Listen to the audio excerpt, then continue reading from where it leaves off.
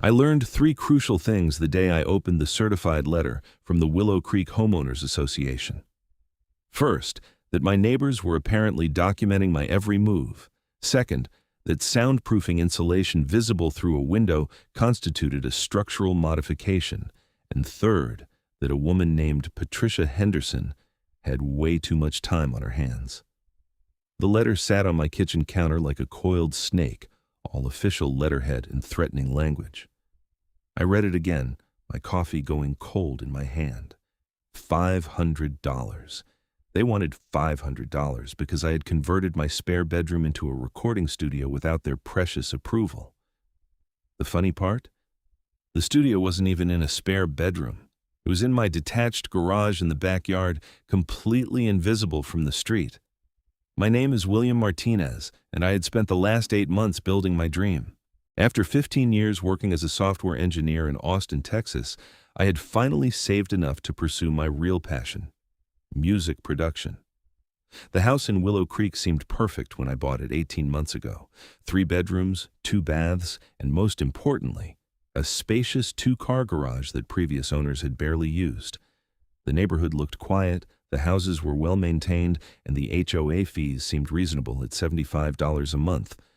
I should have known better. I really should have.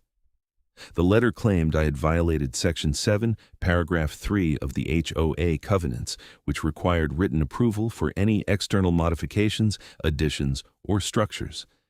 It also cited Section 12, Paragraph 8, regarding home-based businesses operating without proper authorization. The fine was due within 30 days, and failure to comply would result in additional penalties of $100 per week until the violation was corrected. I walked out to the garage, unlocking the side door and stepping into my sanctuary. The space had taken months to perfect. I had installed acoustic foam panels on the walls, built a floating floor to minimize vibration, and set up my equipment with the care of a surgeon: a Focusrite interface, KRK studio monitors, my beloved Fender Stratocaster, a vintage Yamaha keyboard, and the computer workstation where I spent most evenings mixing tracks for local artists. The thing was, I had a business license. I'd registered Martinez music production with the city of Austin 6 months ago, paid all the fees, and jumped through every bureaucratic hoop they put in front of me. I recorded voiceover work for podcasters, produced demo tracks for up-and-coming musicians, and did mixing and mastering for indie artists who couldn't afford the big studios downtown. I made decent money, enough to justify the equipment costs, though I kept my day job for the steady income and health insurance. What I had not done was ask Patricia Henderson for permission. The next morning, I decided to handle this the civilized way. I looked up Patricia's address in the HOA directory, discovering she lived just 4 houses down from me in a pristine beige colonial with a lawn that looked like it had been trimmed with scissors. At 9 o'clock sharp, I walked up her driveway and rang the doorbell. She answered within seconds, as if she had been waiting. Patricia Henderson was exactly what I expected. Mid-50s, blonde hair styled in that specific suburban way that required both time and hairspray, and wearing a cream-colored cardigan despite the Texas heat. Her smile was tight and professional. "William Martinez," I said, extending my hand. "I received your letter yesterday." She did not shake my hand. Instead, she crossed her arms, her smile tightening further. "Oh yes, the recording studio. I'm glad you're here to discuss compliance." "I'm here to discuss the fact that there seems to be some misunderstanding," I said, keeping my voice level. "My studio's in my garage, completely contained, and doesn't affect anyone else. I also have a proper business license from the city." "That's irrelevant," Patricia said, her voice crisp. "Our covenants clearly state that any home-based business must receive HOA approval before operation. You never submitted an application." "I wasn't aware I needed to. The garage is part of my property, and I haven't made any external changes visible from the street." Patricia's eyes narrowed. "Mrs. Chamberlain reported seeing unusual equipment through your garage window. Upon investigation, we determined you had installed foam panels and other materials without approval. The covenants exist to maintain property values, Mr. Martinez. We can't have people running commercial operations out of their homes." "It's hardly commercial," I protested. I have maybe 3 clients a week. They park in my driveway, we record for a few hours, and they leave. No noise, no disturbance. The rules are the rules. Patricia pulled a folder from a side table near her door, which suggested she had prepared for this conversation. You have 30 days to pay the fine and submit a cease and desist plan or face escalating penalties. If you wish to continue operating, you may submit an application for review by the board. The next meeting is in 6 weeks. 6 weeks? I have clients booked. I have commitments. You should have thought of that before violating the covenants. She started to close the door. Have a good day, Mr. Martinez. I stood on her porch for a long moment after the door clicked shut, my jaw clenched so tight my teeth hurt. Behind me, I heard the distinctive sound of a curtain being drawn aside. When I turned, I saw Mrs. Chamberlain, my 70-something neighbor from across the street, quickly step back from her window. So that was the spy. Back home, I did what any rational person would do in 2025. I started researching. The HOA covenants were available online, a 47-page document written in the dense legal language designed to confuse and intimidate. I poured through every section, highlighting passages, making notes. Section 7 did indeed require approval for modifications, but the examples given were things like sheds, pools, and fence installations. Section 12 mentioned home-based businesses, but was frustratingly vague about what constituted proper authorization. What I found most interesting was Section 3, Paragraph 4, which stated that the HOA could not prohibit activities that were legally permitted by the city and did not create a nuisance or hazard to other residents. I also discovered that Texas state law, specifically Section 202 of the Texas Property Code, limited HOA powers in several key ways, including protections for home-based businesses with proper licensing. I took screenshots, printed relevant pages, and compiled everything into a folder. Then, I called the number on the letter and scheduled a hearing with the HOA board for their next meeting, which Patricia had conveniently not mentioned was actually in 2 weeks, not 6. During those 2 weeks, I did not stop working. I had a folk singer named Rebecca come in to record a 5-song EP. She was in her 20s, working 2 jobs to fund her music, and my studio was the only place she could afford. I had a voice actor named Marcus who needed 50 podcast intro recordings for a new true crime series. I had a teenage kid named Danny, whose parents had saved up to give him studio time for his birthday. Every single one of these people parked discreetly, entered through my backyard gate, and left without bothering a soul. On Wednesday of that second week, I came home from my software engineering job at 6:30 to find a new letter taped to my front door. This one informed me that the HOA had received multiple complaints about excessive noise and traffic from my property. They had added an additional $250 fine for creating a nuisance. I actually laughed. Multiple complaints? I had noise meter apps on my phone that I used to monitor sound levels during recordings. The studio never exceeded 65 decibels from outside the garage, which was quieter than normal conversation. As for traffic, I had maybe 2 or 3 visitors a day, and some days none at all. That evening, I set up a security camera pointed at my driveway and another at my backyard gate. If they were going to fabricate complaints, I was going to document reality. I also sent a certified letter to the HOA board, formally disputing all fines and requesting detailed evidence of the complaints, including dates, times, and the names of complainants as allowed under association rules. The night before the hearing, I barely slept. I had prepared a 20-minute presentation with photos, sound level measurements, testimonials from neighbors who had no problem with my studio, and copies of both my business license and the relevant Texas property codes. I'd contacted 3 of my immediate neighbors, all of whom signed statements saying they had never been disturbed by my activities. Mrs. Chamberlain, unsurprisingly, had shut the door in my face when I tried to speak with her. The HOA meeting was held at the Willow Creek Community Center, a bland single-story building near the neighborhood entrance. I arrived 15 minutes early, my folder tucked under my arm, and found the meeting room already populated with the board members. Patricia Henderson sat at the center of the table, flanked by 4 others. A bald man in his 60s, who I later learned was Robert Green, the treasurer. A woman in her 40s with sharp features named Lisa Donovan, the secretary. a tired-looking man named Frank Cooper who barely seemed to pay attention, and a younger guy, maybe 35, named Jason Keller who kept glancing at his phone. About 15 other residents were scattered in the chairs facing the board. Most looked bored, clearly there for other agenda items. Mrs. Chamberlain sat in the front row, her purse clutched on her lap like a shield.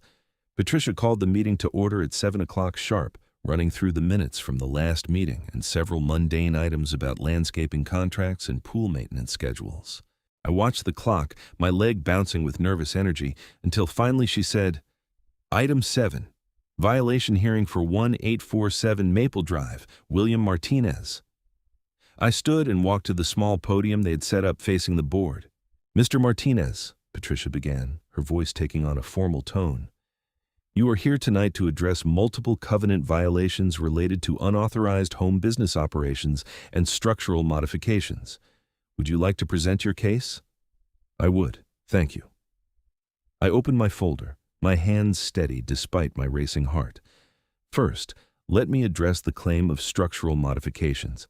I've installed acoustic foam panels and built a floating floor inside my garage. These are removable installations that cause no damage to the structure itself. They are not visible from the street or from any neighboring property except from a very specific angle through a side window, which would require someone to trespass onto my property to view clearly." I pulled out photographs showing the exterior of my garage from various angles. As you can see, there are no external changes whatsoever. Patricia's expression did not change. "The covenants do not distinguish between visible and non-visible modifications." "Actually, they do." I pulled out my highlighted copy of the covenants. Section 7, paragraph 3, specifically lists examples of modifications requiring approval: exterior paint colors, fencing, outbuildings, pools, and similar alterations that affect the external appearance of properties. Interior modifications are not mentioned. Lisa Donovan leaned forward. "The intent is clear. Mr. Martinez, the board has the authority to interpret the covenants in a way that protects community interests." Which brings me to my second point. I pulled out my business license. "I operate a legally licensed business with the City of Austin. Texas Property Code, Section 202.003 specifically limits HOA authority over home occupations that are licensed by governmental authorities and do not create a nuisance." "We have received complaints about noise," Patricia said. "From whom?" I met her gaze directly. "I sent a certified letter requesting specific details of these complaints. I have not received a response." "Complaint records are confidential to protect residents from retaliation." "That's not accurate." I had done my homework.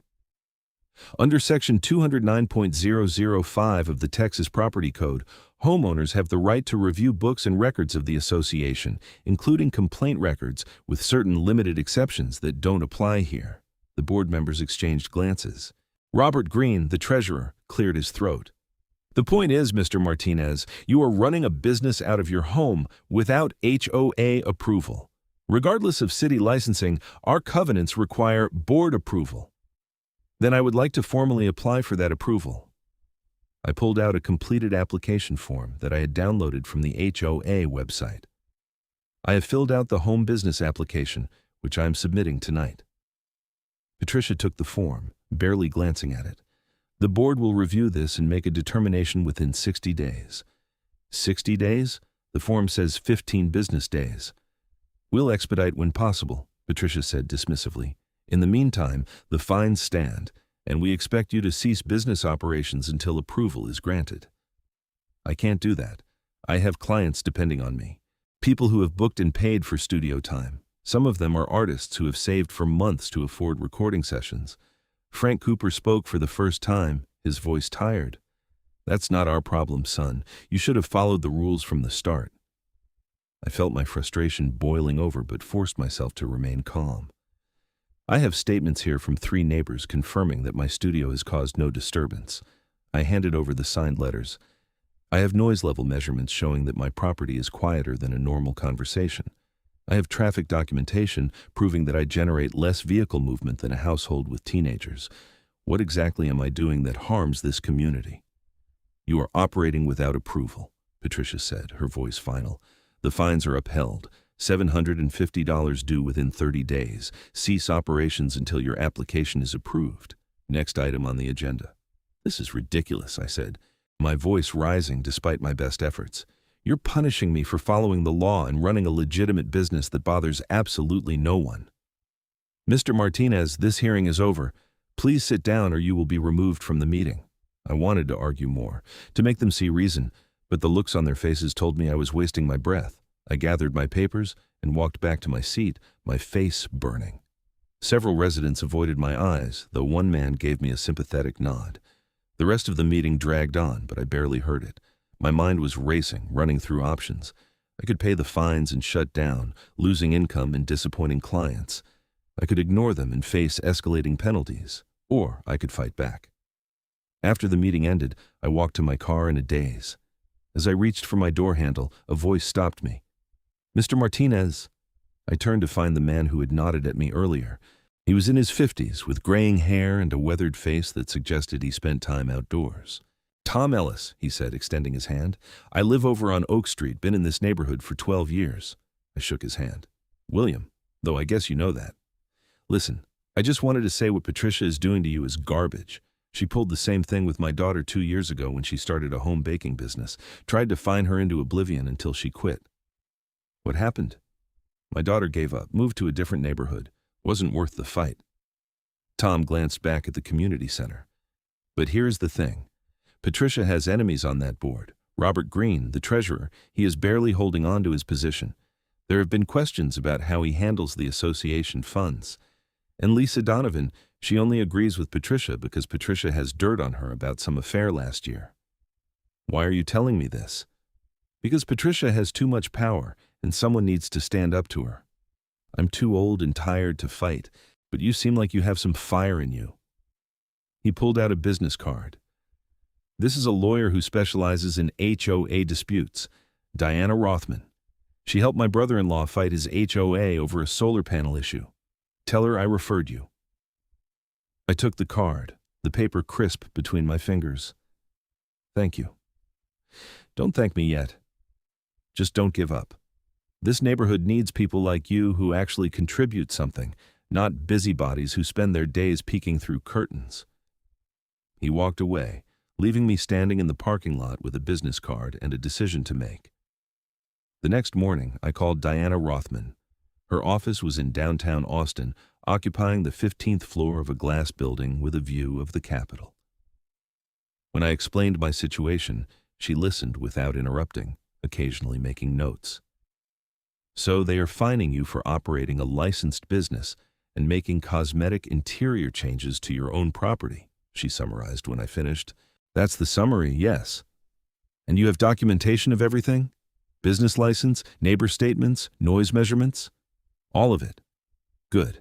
Here is what you need to understand, William. HOAs have a lot of power, but that power is not unlimited. Texas law has been trending toward protecting homeowner rights, especially when it comes to home-based businesses. The problem is, fighting an HOA is expensive and time-consuming. Even if you win, you are still living in a community run by people who hate you. So what do you recommend? Diana leaned back in her chair. We have a few options. 1, I can send them a strongly worded letter citing the legal issues with their position. Sometimes that is enough to make them back down. 2, we can request mediation through the Texas Real Estate Commission. 3, we can file a lawsuit challenging their authority. Each step escalates the cost and the conflict. What would you do? I would start with the letter. It costs you a few $100s, and there's a decent chance it will make them reconsider. If not, we escalate. She pulled out a contract. My retainer is $2,000. That covers the initial letter and basic consultation. If we go to mediation or court, we will discuss additional fees. $2,000. Combined with the $750 in fines they had already levied, I was looking at nearly $3,000 in costs for the crime of pursuing my passion. But what choice did I have? I signed the contract. Diana drafted the letter over the next 3 days. It was 6 pages of legal precision, citing Texas property code sections, case law precedents, and pointing out the multiple procedural violations the HOA board had committed during my hearing. She highlighted their failure to provide complaint details, the vagueness of their covenant interpretations, and the conflict between their restrictions and state law protections for licensed home businesses. The letter demanded immediate withdrawal of all fines, approval of my business application within 15 days as required by their own rules, and a formal apology for the harassment. It also noted that continued violations of my rights would result in legal action, including claims for damages, attorney fees, and injunctive relief. When I received the copy, I felt a surge of satisfaction. This was the ammunition I needed. Patricia's response came 7 days later. It was brief. The board rejected all demands, upheld the fines, and stated that my business application was under extended review due to the serious nature of the violations. They also added that if I did not pay the outstanding fines within 2 weeks, they would place a lien on my property. "They are not backing down," I told Diana over the phone. "No, they're not," which means Patricia is either very confident or very stupid. Probably both. Diana paused. "Here's the thing, William. Most HOAs back down when they get a letter from an attorney because they know they are overstepping. The fact that Patricia is doubling down suggests she either has her own lawyer telling her she will win, or she is too arrogant to care. Either way, we need to escalate." "To what?" "File a formal lawsuit. We sue the HOA for violation of your property rights, harassment, and violation of Texas state law. We also request an injunction preventing them from enforcing the fines or interfering with your business pending resolution of the case." "How much will that cost?" "It depends on how long it drags out. Could be anywhere from $5,000 to $20,000. But here's the good news. If we win, Texas law allows us to recover attorney fees from the HOA. You might not pay a dime in the end." $20,000. I thought about my savings, my music equipment, the dream I had worked so hard to build. Then I thought about Patricia's face at that meeting, her casual dismissal of everything I had said. "Do it," I said. "File the lawsuit." The lawsuit was filed on a Tuesday morning. By Tuesday afternoon, my phone started ringing. The first call was from Robert Green, the HOA treasurer. "Mr. Martinez, I think we can resolve this without litigation," he said, his voice strained. "Perhaps we can work out a payment plan for the fines." "The fines are illegal," I replied. "I'm not paying them. The board is just trying to maintain order in the community. The board is trying to justify its own existence by harassing homeowners. Tell Patricia I will see her in court." I hung up, feeling a mix of satisfaction and anxiety. I had just declared war on my own neighborhood association. There was no going back now. The next call came from a number I did not recognize. When I answered, a man's voice said, "Mr. Martinez, my name is Gerald Fletcher. I represent the Willow Creek HOA. I wanted to discuss the possibility of settling this matter before it becomes unnecessarily expensive for everyone involved." "Your client had that chance," I said. "They chose to escalate instead. I understand emotions are running high, but surely we can find a middle ground. What if the HOA were to reduce the fines to a nominal amount, say $100, and expedite your business application? I shouldn't pay any fines. I haven't violated any legitimate rules. Mr. Martinez, even if you win in court, it could take a year or more. Is that really how you want to spend your time and money?" He had a point. Litigation was a meat grinder that consumed resources and energy. But I also knew that backing down now would just embolden Patricia to continue her reign of petty tyranny. "Tell you what," I said, "the HOA withdraws all fines, approves my business application, and agrees not to interfere with my legally licensed operations. In exchange, I will agree not to seek attorney fees or damages. That is the only settlement I will accept." "I will discuss it with my client," Gerald said, though his tone suggested he already knew what the answer would be. Patricia called me personally that evening. I let it go to voicemail, then listened to her message. "Mr. Martinez, this is Patricia Henderson. I want you to know that your lawsuit is frivolous and will fail. You are wasting your money and damaging your reputation in this community.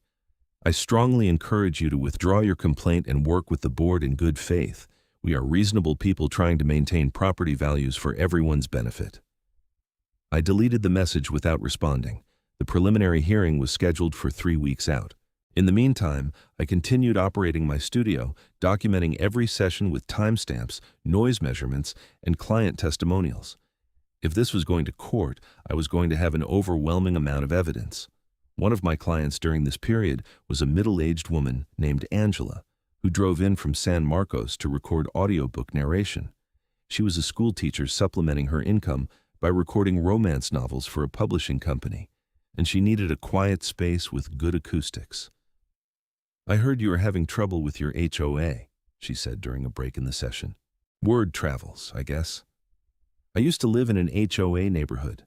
Got fined because my mailbox was the wrong shade of black, not the wrong color, the wrong shade." She shook her head. "Some people join HOA boards because they genuinely want to help the community. Others do it because it's the only place they have any power and they abuse it. Patricia definitely seems like the latter. You know what you should do? Submit a public records request for the HOA's financial statements. I bet there are some interesting things in there." It was a good idea. HOAs were required to maintain financial records and make them available to homeowners. I sent an email that evening requesting the last 3 years of financial statements, meeting minutes, and any documents related to fines and violations. The response came from Robert Green, not Patricia. "Records will be made available for review at the Community Center office between 2 p.m. and 4 p.m. on Thursdays. Please call ahead to schedule an appointment." I took a half-day off work the following Thursday and showed up at the Community Center at 2 o'clock sharp. Robert was waiting for me in a small office that smelled of stale coffee and paper. He looked uncomfortable as he gestured to several boxes of documents on a table. "Everything you requested," he said. "You can review them here but cannot remove any original documents. You are welcome to take photographs or notes." I spent the next 2 hours going through files. The financial statements were a mess of spreadsheets and bank statements, but a pattern emerged quickly. Over the past 3 years, the HOA had collected approximately $400,000 in annual fees from the neighborhood's 212 homes. Expenses included landscaping, pool maintenance, insurance, and management fees. What caught my attention was a line item labeled legal and administrative fees that had grown significantly each year. Last year alone, the HOA had paid over $60,000 to a law firm. When I cross-referenced this with the meeting minutes, I discovered that most of these fees were related to covenant enforcement actions against homeowners. Patricia was using HOA funds to wage legal battles against residents, racking up attorney fees that everyone in the neighborhood had to pay for through their monthly dues. Even more interesting, several of these actions had been settled with the HOA backing down and paying the homeowners' attorney fees on top of their own legal costs. I took photographs of every relevant page, my mind racing.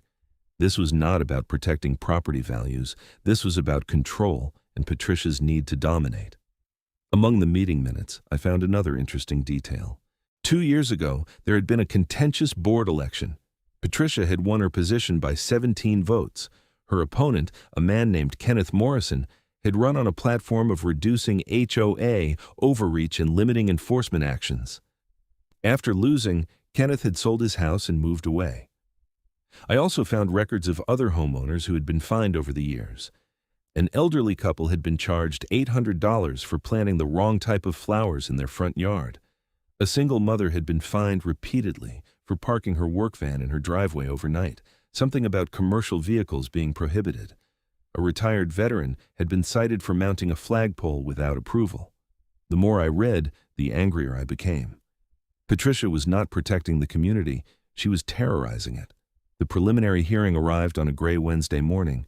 The courthouse was in downtown Austin, an imposing building with marble floors and the kind of echo that made every footstep sound important. Diana met me outside the courtroom, wearing a sharp blue suit and carrying a leather briefcase. "Remember, this is just a preliminary hearing," she said. "The judge will hear our request for an injunction and their response. No final decisions today." "Got it." Gerald Fletcher was already inside with Patricia and Robert Green. Patricia wore a conservative dress and had the expression of supreme confidence. She barely glanced at me as I took my seat. The judge was a woman in her early 60s named Margaret Chen. She had a reputation, Diana had told me, for being no nonsense and particularly unsympathetic to HOA overreach. "Let us proceed," Judge Chen said after the bailiff called the case. Ms. Rothman, you have requested a preliminary injunction preventing the defendants from enforcing fines and interfering with your client's business operations. Please present your argument. Diana stood and launched into a clear, methodical explanation of the case. She outlined my business license, the lack of any legitimate nuisance or violation, the HOA's failure to follow their own procedures, and the conflict with Texas state law.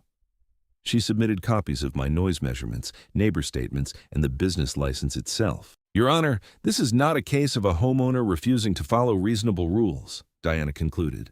This is a case of an HOA board exceeding its authority to harass a resident for engaging in a lawful licensed business activity that causes no harm to anyone. Mr. Martinez is facing financial penalties that could result in a lien on his property, all for the crime of pursuing his livelihood in accordance with Texas law. Gerald Fletcher stood for his turn. He was smooth and polished, the kind of lawyer who probably charged $400 an hour. Your Honor, the plaintiff would have you believe this is about a licensed business, but it is really about a homeowner who knowingly violated the covenants he agreed to when he purchased his property. The Willow Creek HOA has clear rules requiring approval for home businesses and structural modifications. Mr. Martinez did neither. The association has a duty to all residents to enforce these rules uniformly and fairly. What is the nature of the nuisance caused by Mr. Martinez's business? Judge Chen asked. There have been complaints about noise and increased traffic, Gerald said. Do you have documentation of these complaints? The complaints are maintained in the association's records. I have seen no such documentation in the filings, Judge Chen said, flipping through the papers before her. Do you have specific dates, times, and details? Gerald hesitated. The association protects the confidentiality of complainants. That is convenient. Judge Chen looked unimpressed. What about the business license? Does your client dispute that Mr. Martinez has proper city authorization? No, Your Honor, but city authorization does not override the HOA covenants. Actually, Mr. Fletcher, Texas law suggests otherwise in many cases. Judge Chen turned to Diana. Ms. Rothman, do you have the noise measurements you mentioned? Diana approached the bench with a folder. Yes, Your Honor. We have recordings from multiple sessions showing noise levels consistently below 65 decibels from outside the garage, which is well within normal residential noise levels and city ordinances. Judge Chen reviewed the documents for several minutes while the courtroom sat in silence. Patricia kept her face carefully neutral, but I could see the slight tension in her shoulders. Finally, Judge Chen looked up. Here is my preliminary ruling. Based on the evidence presented, I find that the plaintiff has demonstrated a likelihood of success on the merits. The HOA's enforcement action appears to conflict with Texas Property Code, Section 202.003, and there is insufficient evidence of any genuine nuisance or harm to the community. Gerald started to speak, but Judge Chen held up a hand. I am granting a preliminary injunction. The defendant HOA is prohibited from enforcing the fines against Mr. Martinez or interfering with his business operations pending a full hearing on the merits. The parties are encouraged to attempt mediation before we proceed to trial. My clerk will schedule a status conference for 60 days from now. She banged her gavel, and it was over. Diana touched my arm as we stood. That is about as good as we could have hoped for. I nodded, not trusting myself to speak. Across the aisle, Patricia was whispering urgently to Gerald Fletcher, her face flushed with anger. Outside the courtroom, Diana turned to me. They will probably request mediation now. The judge basically told them they are going to lose, and no lawyer wants to go to trial on a case like that. Be prepared for settlement offers. I just want them to leave me alone. I know, and we are going to make that happen. The settlement offer came 3 days later. Gerald Fletcher sent a formal proposal. The HOA would withdraw all fines and approve my business application in exchange for my agreement to limit recording sessions to between 9 a.m. and 7 p.m. on weekdays and to notify neighbors 48 hours in advance of any sessions. It is a trap, Diana said when I called her about it. Those restrictions are designed to make your business impossible to operate. Many of your clients work during the day and can only record in the evenings, and a 48-hour notification requirement? That is absurd. So we reject it. We counter-offer.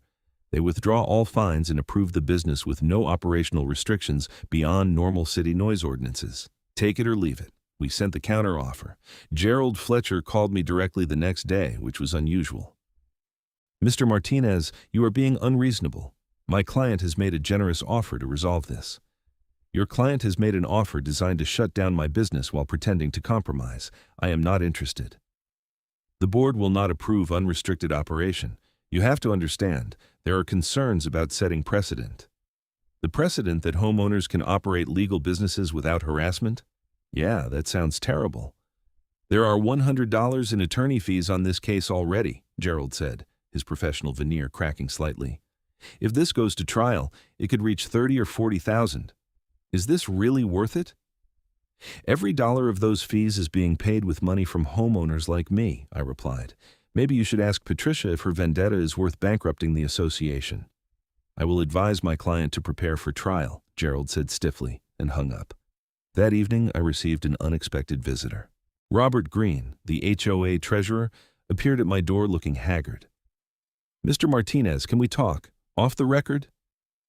I considered turning him away, but curiosity won out. Come in. We sat in my living room, Robert perched on the edge of my couch like he might need to run at any moment. I am not supposed to be here, he began. Patricia would have my head if she knew. But I wanted you to know that not everyone on the board agrees with what is happening. Then why are you letting her do this? Because she controls the votes. Lisa does whatever Patricia wants, and Frank does not pay enough attention to care. Jason occasionally pushes back, but it is 3 against 2 on most issues.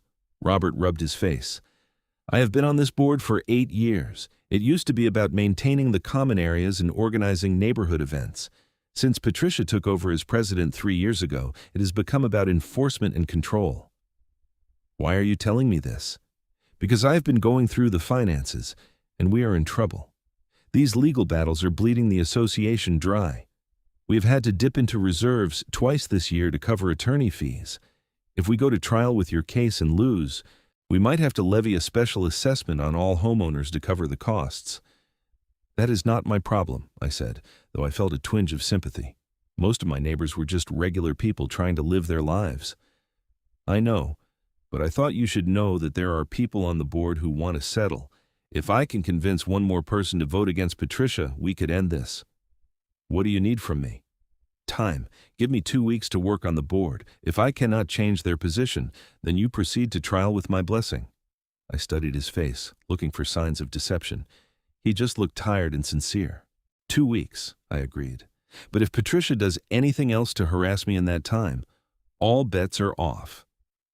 Fair enough. Robert stood to leave, then paused.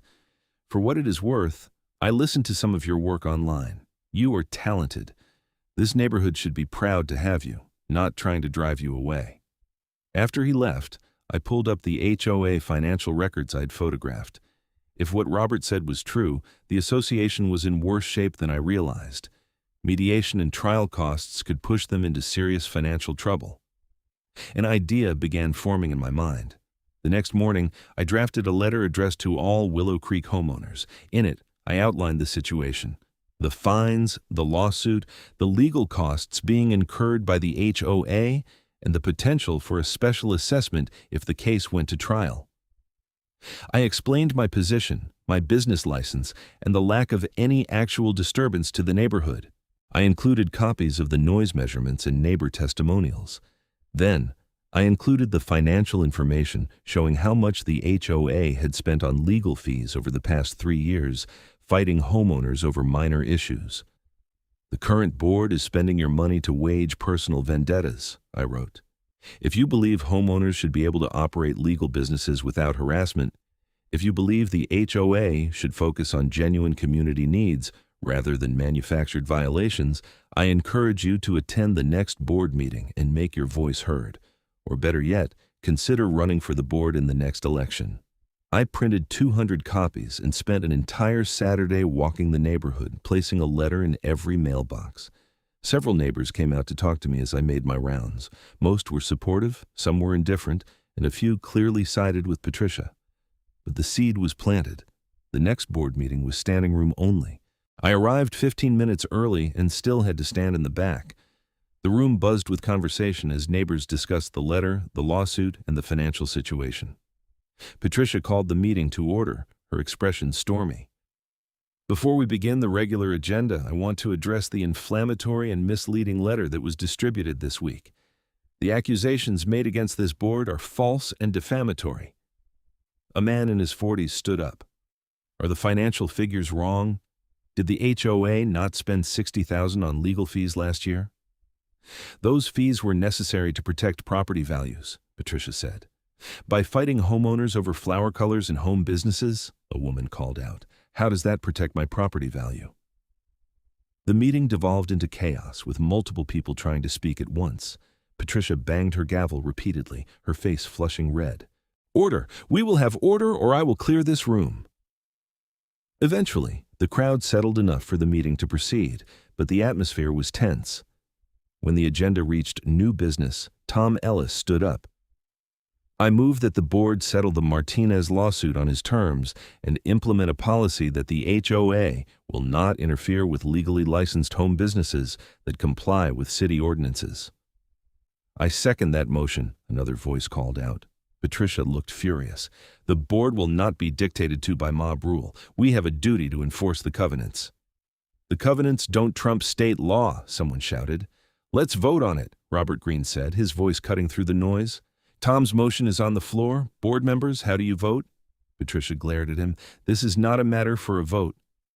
Actually, it is, Lisa Donovan said quietly. Everyone turned to look at her in surprise. She had been Patricia's most reliable ally, but something had changed. I have been doing some research, and Mr. Martinez is right. The HOA does not have the authority to prohibit his business. If we go to trial, we will lose and potentially face significant damages. Lisa, we discussed this, Patricia said, her voice tight. You discussed it. I am voting to settle. Lisa looked at Robert. I vote yes on Tom's motion. Robert, Tom prompted. Yes, Robert said. Frank? Frank Cooper, who had been silent throughout the chaos, shrugged. Yeah, sure. Let's settle. Jason, the younger board member, nodded. Yes, this has gone on long enough. All eyes turned to Patricia. She sat rigid in her chair, her hands clenched into fists on the table. I vote no, and as president, I am vetoing this motion. You don't have veto power, Robert said calmly. The bylaws are clear. A simple majority of the board can approve a settlement. The motion passes 4-1. The room erupted in applause. Patricia stood abruptly, her chair scraping loudly against the floor. This board is making a terrible mistake. Mark my words, you are setting a precedent that will destroy this community. She grabbed her purse and walked out, the door slamming behind her. Robert looked shell-shocked, but relieved. I guess we need to contact Mr. Martinez's attorney and work out the settlement details. I raised my hand from the back of the room. I'm right here. My attorney can draw up the agreement. All fines withdrawn, business application approved, no restrictions beyond city ordinances. In exchange, I will waive any claim for attorney fees or damages. Agreed, Robert said immediately, before anyone could change their mind. The settlement was finalized within a week. Diana drew up the agreement, Gerald Fletcher reviewed it without objection, and all parties signed. The $750 in fines vanished from my account. My business application was officially approved, and most importantly, I could continue operating my studio without looking over my shoulder. But the story did not end there. 2 weeks after the settlement, I was mixing a track late one evening when my phone rang. It was Robert Green. William, I thought you should know, Patricia has resigned from the board effective immediately. She quit? More like she was forced out. After the settlement, several homeowners started asking questions about other decisions she had made. Turns out she had been using her position to pressure people into hiring her husband's landscaping company. She had also been accepting kickbacks from contractors who worked on HOA projects. I felt a cold shock run through me. That's illegal. Very. We have turned over everything we found to the district attorney's office. There will likely be an investigation. Holy crap. Yeah, Lisa discovered it while going through old records. That is why she turned against Patricia at the meeting. She realized Patricia had been lying about a lot of things. Robert paused. There's going to be an emergency election for board positions next month. Any interest in running? Absolutely not, I said immediately. I just want to make my music. Robert laughed. I figured, but I had to ask. Anyway, I wanted to thank you. If you had not pushed back, we never would have discovered what Patricia was doing. You did the neighborhood a favor. After we hung up, I sat in my studio, surrounded by the foam panels and equipment that had caused so much trouble, and felt a strange sense of relief. The fight was over. I had won not just for myself, but for the principle that homeowners should be able to live their lives without petty tyranny. Over the following months, life in Willow Creek slowly returned to normal, though it was a different kind of normal. The new board, led by Lisa Donovan as president and Robert Green as vice president, took a much lighter touch with enforcement. They focused on genuine issues like maintaining common areas and organizing community events rather than hunting for technical violations. The district attorney did indeed investigate Patricia. 6 months after her resignation, she was charged with fraud, accepting illegal kickbacks, and embezzlement. The amounts were not huge, maybe $15,000 over 3 years, but enough to warrant criminal charges. Her husband's landscaping business folded shortly after the investigation became public. I followed the case through local news reports. Patricia pleaded no contest to reduced charges and received 2 years of probation, community service, and was ordered to make restitution to the HOA. She and her husband sold their house and moved out of state. I never saw her again. As for my studio, business grew steadily. Word spread about the quality of my work and the affordable rates, and I found myself booked solid most weeks. I kept my day job for the financial security, but the studio income allowed me to upgrade equipment and take on more interesting projects. One Saturday afternoon, about a year after the settlement, I was working with a young musician named Sophie, who was recording her first album. During a break, she asked, "Is it true you had to sue your HOA to keep doing this?" "That is true," I confirmed. "That is so crazy. Thank God you did not give up."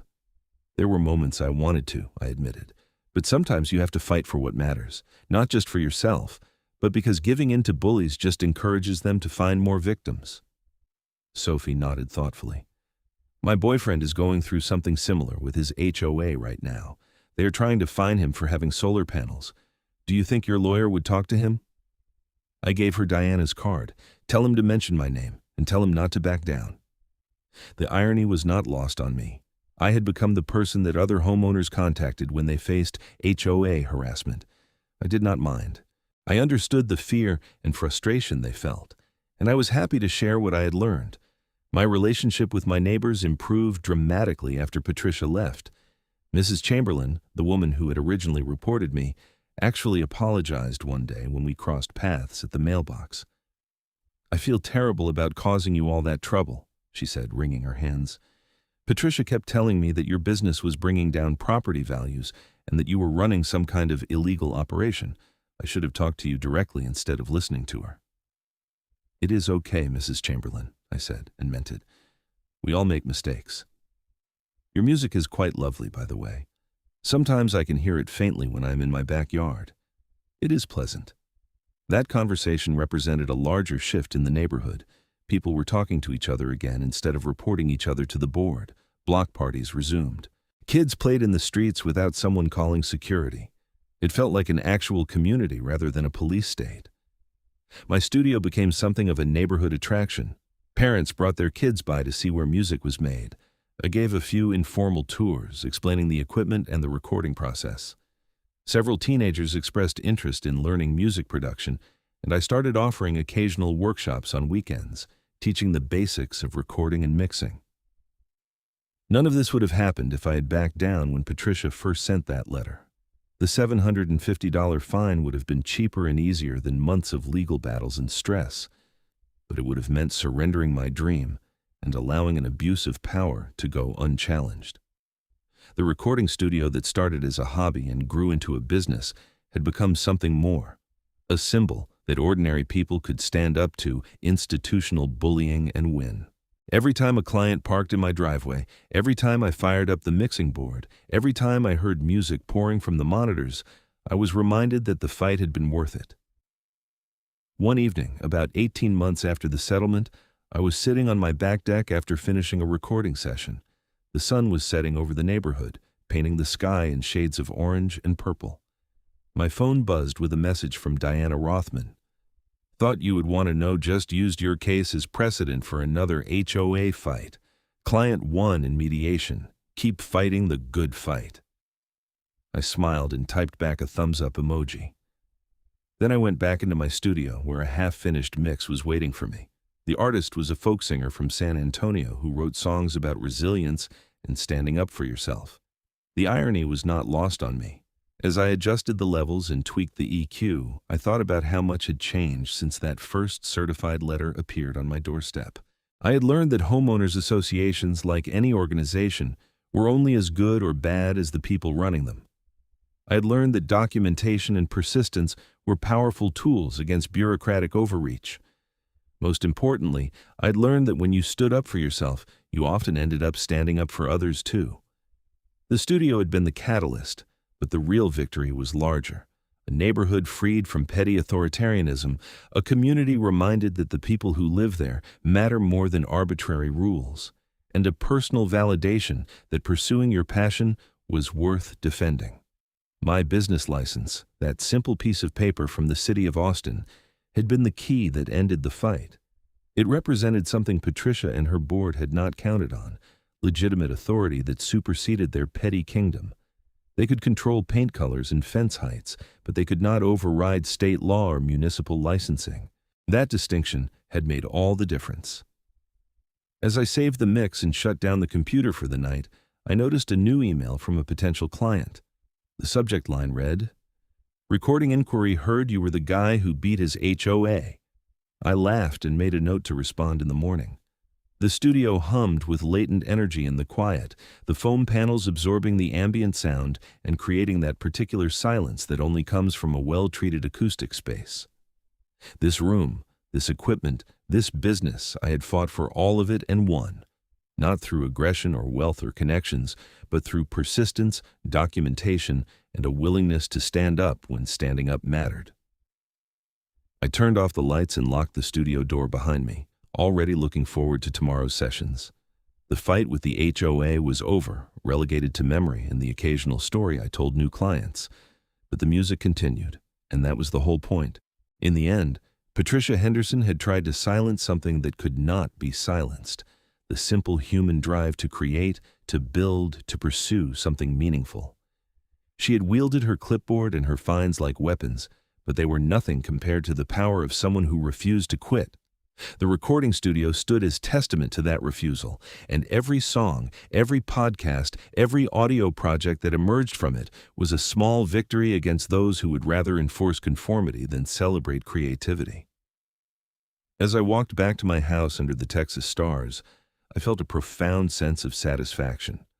Not the satisfaction of revenge or dominance, but the satisfaction of knowing I had stayed true to myself when it would have been easier to surrender.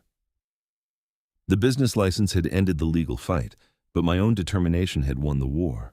And somewhere in the neighborhood, in homes I had never visited, other people were probably looking at their own HOA letters, feeling that same fear and frustration I had felt. Maybe some of them would hear about my case. Maybe some of them would decide to fight instead of fold. Maybe the culture of fear that Patricia had cultivated would continue to crumble, replaced by something healthier. That was worth more than any fine, any legal victory, any settlement. It was the knowledge that standing up for yourself could change more than just your own situation. It could change an entire community. I went to bed that night with the windows open, a slight breeze carrying the scent of cedar and jasmine through the screens. In the distance, I could hear music from someone's backyard party, laughter and conversation mixing with the melodies. No one would report them. No one would measure the decibels or document the violation. People were just living, and that was how it should be. The HOA still existed, of course.